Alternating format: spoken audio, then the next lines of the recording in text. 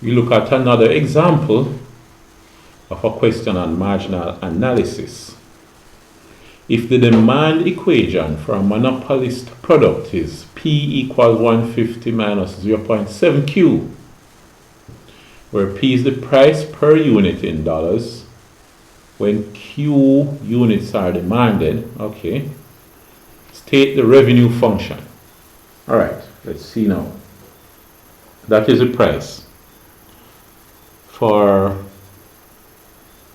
every one sold, you get that money in revenue. The customer would pay the monopolist that money. So if there are 2 sold, you multiply that by 2. If there are 5 sold, you multiply that by 5, and so on. So the revenue would have to be the price multiplied by the quantity. Alright, so for A, the revenue function would have to be 150, rewrite the 5, 150 minus 0.7 Q. All of that must be multiplied by Q, quantity. So when you expand the bracket, you have 150Q minus 0.7 Q squared. So the revenue is equal to 150Q minus 0.7 Q squared. Good. Calculate the value of Q for which revenue is a maximum. For which revenue is a maximum. Let's see. You have, first of all, it's going to be a maximum because what happened? This is a quadratic equation, and you see that the number that multiplies the Q squared. It's a quadratic equation in Q. The number that multiplies the Q squared is negative. So the curve would look like this. There's going to be a maximum. Now to get that maximum point is where the gradient is 0. So let's see. We're going to find the derivative. This is part B. We're finding derivative of R with respect to Q. This is a gradient function. So if you find the derivative of R with respect to Q, right, it would be 150Q. The derivative of 150Q is just 150 minus the derivative of 0.7Q squared will be 2 times 0.7Q to the 2 minus 1. So that's 150 minus 1.4Q. Alright? That would be similar to if you said y equal 150x minus 0.7x squared, and you say dy by dx is equal to 150 minus 1.4x. To be similar, it's just that instead of y and x, you're dealing with r and q. It's just different letters.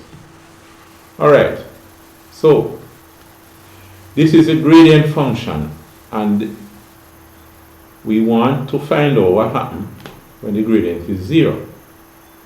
So when dr by dq equals 0, that would be the stationary point. 150 minus 1.4q will be equal to 0. Alright, let's add 1.4q to both sides. You have 150 equals 1.4q. And then when we divide, q is going to be 150 over 1.4.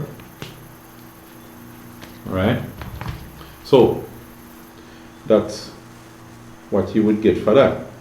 150 divided by 1.4. What do you get? 107.14. Alright. The quantity, Q, in this case, the revenue function, the quantity would be 107 point, call it 143 Now, at this quantity, what would be the revenue?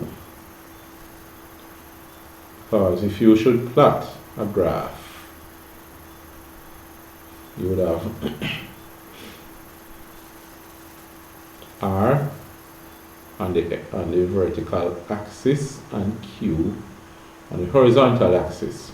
When Q is 107.143, what is R? The revenue.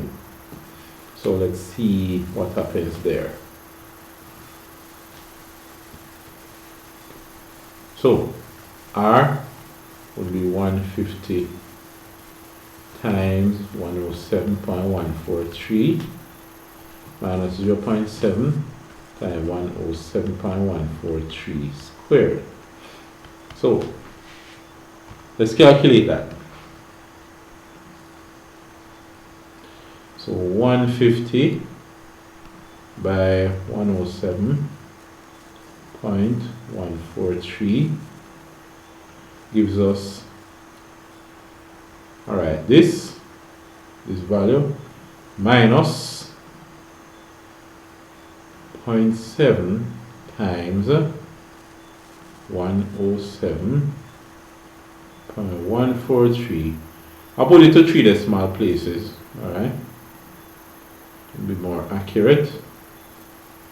All right, so in this case, what I have here is this minus this 8035.71.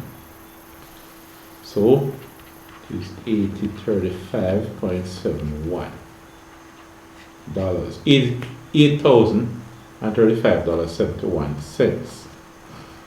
All right, so that's what we have there. Right. The value at Q, for which revenue is a maximum, would be 107. If quantities has to be in whole numbers, then it would be 107. All right. But what about using 108 if it's whole numbers that you want, since you don't want to sell less. Suppose you sell more than that. Alright? You would have 108, but for our purposes 107.143 will be the quantity. And we see a revenue of 8035, which is $8,035.71. Alright, so that's it for this video. I'll see you in the next video.